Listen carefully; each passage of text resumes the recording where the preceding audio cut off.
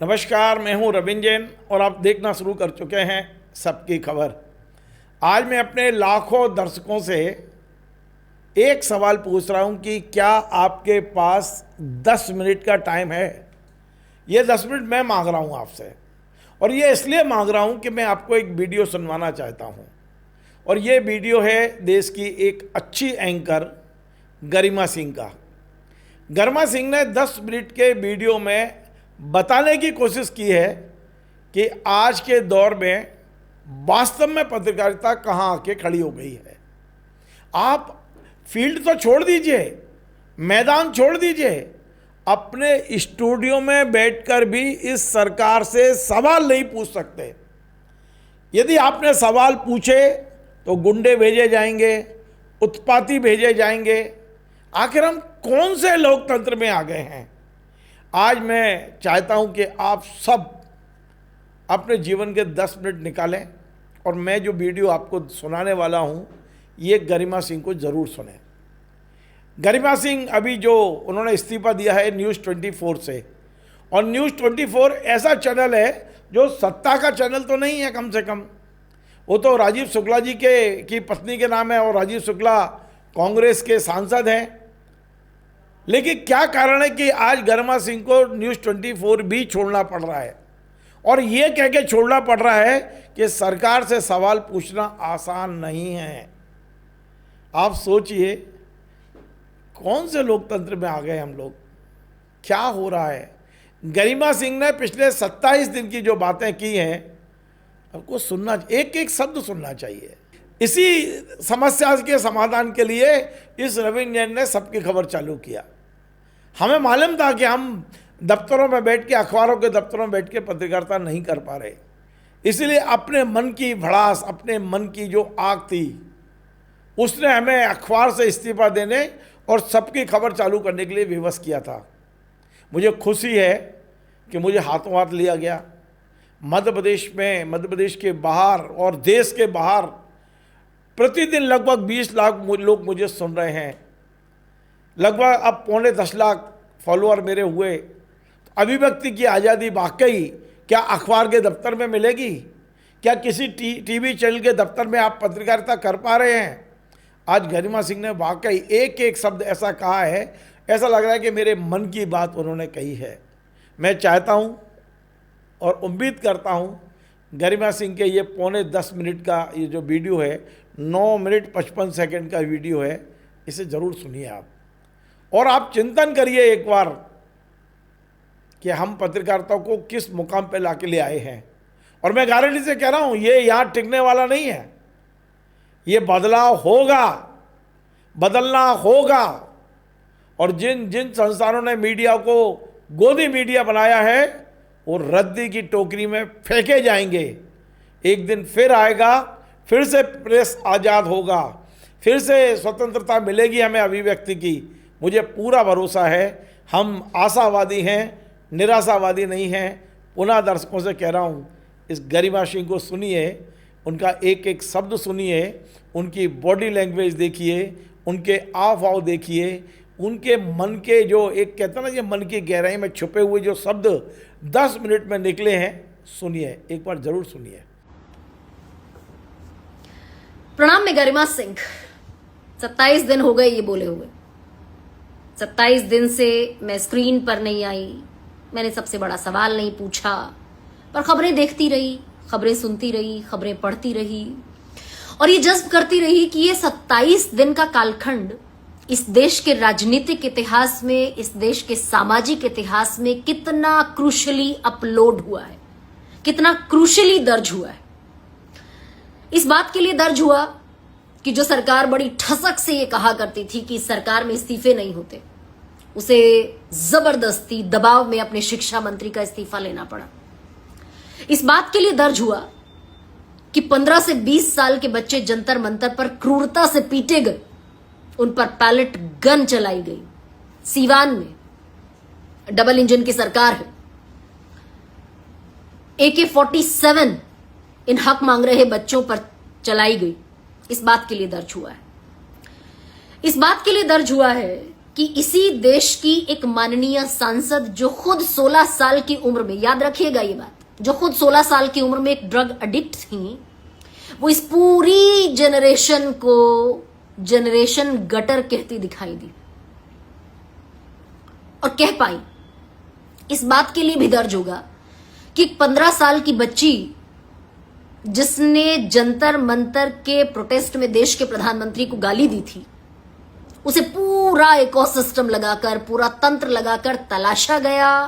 वो बच्ची कैमरे के सामने खड़े होकर माफी मांगती दिखाई दी, नजरें चुराती हुई। इस हद तक अपराध बोध उसके दिमाग में, उसके मन में भरा गया। 15 साल की बच्ची, किस लिए? देश के प्रधानमंत्री को गाली दी थी। इस देश का हर दूसरा पुरुष तेरी मां की, तेरी बहन की, मादर डैश, बहन डैश, हर गली नुक्कड़ चौराहे मोड़ पर कहता हुआ दिख जाएगा। कितनी एफआईआर दर्ज होती, इस बात के लिए दर्ज होगा। संसद में रमेश विधुड़ी दानिश अली को कटुए, भड़ुए, आतंकवादी, उग्रवादी बड़े इत्मीनान से कहते रहे। कौन सा मुकदमा दर्ज हो, इस बात के लिए दर्ज हुआ। पर खैर, इस बात के लिए भी दर्ज हुआ है कि यह देश अगर भक्ति करना जानता है तो फिर पूरी शक्ति से सवाल पूछना भी जानता है और सवाल पूछेगा। इस शुरुआत के लिए भी दर्ज हुआ है। और ये सवाल मैं पूरे 3 साल पूछ पाई, पूरी ताकत से, पूरी शिद्दत से और पूरी नीयत से। पर आप में से बहुत सारे लोगों ने मुझसे यही सबसे बड़ा सवाल पूछा कि मैंने इस्तीफा क्यों दे दिया न्यूज़ 24 से। तो दरअसल जिस दिन मुझे लगा कि ये ताकत अब दरअसल मेरे पास नहीं रहेगी कि मैं उतनी शिद्दत से और उस नीयत से सबसे बड़ा सवाल पूछ पाऊं, उसी दिन लगभग 2 घंटे बाद मैंने न्यूज़ 24 से इस्तीफा दे दिया। दरअसल जिस इलाके की मैं हूं वहां का पानी कुछ ऐसा है, ले थाम अपनी अठन्नी, थमा मारे पे जाता नहीं। बहुत सारे लोगों ने कहा कि करियर के, जॉब के फैसले इमोशनल होकर नहीं लेने चाहिए।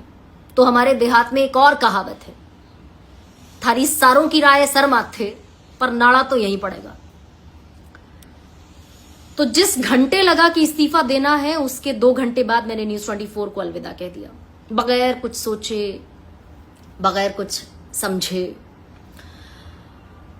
और अब कुछ और बातें आपको और बताती हूं। ये तय जान लीजिए, और मैं आज जब उस कुर्सी पर नहीं बैठी हूं तब ये बात आपसे कह रही हूं।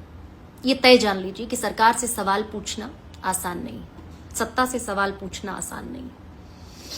ये वो दौर नहीं है दरअसल जब डॉक्टर मनमोहन सिंह के सामने रिपोर्टर अपना माइक आईडी लगाकर खड़ा हो जाता है, घोटालों पर सवाल पूछता है और डॉक्टर मनमोहन सिंह कहते हैं कि मेरे पास छिपाने के लिए कुछ नहीं।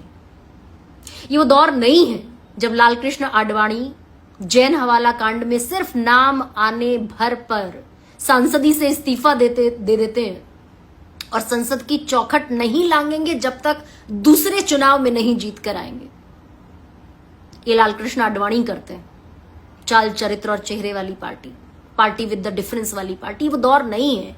ये वो दौर नहीं है जब दूरदर्शन पर जनवाणी कार्यक्रम में विनोद दुआ सवाल पूछते थे और सवाल पूछने भर से मंत्रियों की कुर्सियां हिल जाया करती थी या कुर्सी चली जाया करती थी। वो दौर नहीं है। तो सरकार से, सत्ता से सवाल पूछना बहुत आसान नहीं है। ये मैं बड़े यकीन से, बड़े अनुभव से आपको कह रही हूं। ये दरअसल ट्रोलर्स का दौर है। आप सवाल पूछेंगे तो स्टूडियो में उत्पाती, हुड़दंगी, उन्मादी लोगों को भेजा जाएगा, फिर वो सोशल मीडिया पर अपनी ट्रोलिंग आप पर आजमाएंगे। ये वो दौर है। तो सवाल पूछना आसान नहीं है। अब एक और सवाल पर आती हूं आपके। आप में से बहुत सारे लोगों ने मुझसे पूछा, तो हाँ, उसके पहले ये जरूर कि मैंने न्यूज़ 24 से खुद इस्तीफा दिया है, अपनी मर्जी से दिया है, पूरे होशो हवास में दिया है, बगैर गणित लगाए दिया है, हाँ, बगैर किसी कैलकुलेशन के। अब एक और बात पर आती हूं। आपका एक और बड़ा सवाल है कि मैं क्या करूंगी। तो अगर अपने दिल का सबसे गहरा कोना मैं आपके सामने जस का तस रख देती हूं, तो मुझे सच में नहीं पता कि मैं क्या करूंगी। बस मुझे ये समझ में आता है कि मैंने बेहतर किया है, मैं बेहतर करूंगी, क्योंकि इस 3 साल की जर्नी में आप में से बहुत सारे लोगों ने मुझे राष्ट्र विरोधी, राष्ट्रद्रोही, देशद्रोही, वामपंथी तक कहा, और मैं सच में नहीं समझ पाई कि मैं घोर आस्तिक, विवाह और परिवार की संस्था में विश्वास रखने वाली लड़की सिर्फ एक सवाल पूछने भर से कैसे वामपंथी हो गई। मैं नहीं समझ पाई। पर सवाल सिर्फ इस देश की परंपरा नहीं रहे, सवाल सनातन की भी परंपरा है। सनातन में एक श्लोक है, अथातो ब्रह्म जिज्ञासा। सवाल मूल है, प्रकृति का मूल है। तो कुल मिलाकर मैं एज ऑफ नाउ ये तो नहीं बता सकती कि मैं क्या करूंगी। बस एक वादा आपसे कर सकती हूं, अपने बारे में एक दावा कर सकती हूं, आपसे एक वादा कर सकती हूं कि सवाल तो पूछे जाएंगे, सवाल तो निश्चित और निश्चित पूछे जाएंगे, और उतनी ही ताकत से, उतनी ही शिद्दत से, उसी नीयत से पूछे जाएंगे। क्या करने वाली बात, सबसे बड़ा सवाल, क्या करूंगी। आप चाहें तो मैं नौकरी कर सकती हूं, ये भी आपके सुपुर्द आज करना चाहती हूं कि एक बड़े संस्थान का आमंत्रण उसी दिन, जिस दिन मैंने इस्तीफा दिया, उसके अगले दिन मेरे पास था, मेरे पास है। फिर एक छोटे चैनल का भी प्रस्ताव है, वहां जिम्मेदारी बड़ी है, वहां जाकर किसी भी दिन नौकरी, काम शुरू किया जा सकता है, और अपने काम का विकल्प सदैव खुला है। बस इस बात के साथ अपनी बात मैं खत्म करूंगी, आप सबकी झोली में, आप सबके सुपुर्द ये सबसे बड़ा सवाल डालते हुए कि ये दौर जो है, ये संस्थागत पत्रकारिता, बहुत बड़े बड़े संस्थान जो खुले हुए हैं, वो उनका दरअसल पहला अघोषित नियम ये है कि वो जर्नलिस्ट को जर्नलिस्ट तो नहीं रहने देंगे, वो पत्रकार को पत्रकार तो नहीं रहने देंगे। आप सब कुछ कर पाएंगे, आपके मिलियंस में फॉलोअर्स होंगे, आपका बहुत फेम होगा, आप बहुत मशहूर हो जाएंगे, पर आप पत्रकार नहीं होंगे। तो अब आपके पाले में गेंद, नौकरी कर ली जाए, कुछ और अपना काम किया जाए, सवाल पूछा जाए कि सवाल ना पूछा जाए, पानी के वेग के अनुकूल बहा जाए या पानी के वेग के प्रतिकूल बहा जाए। बस इतनी मुख्तसर सी बात आपसे कहनी थी। आपने बहुत प्यार दिया, आपने बहुत स्नेह दिया, आपने बहुत सम्मान दिया, उसका ख्याल रखूंगी, गरिमा का भी ख्याल रखूंगी। प्रणाम। तो आपने गरिमा सिंह को सुना, वो क्या करेंगी क्या नहीं करेंगी मुझे नहीं पता है, लेकिन आज दिल्ली में मीडिया का जो सच है वो गरिमा सिंह ने सबके बीच में ज़रूर रख दिया है। नमस्कार।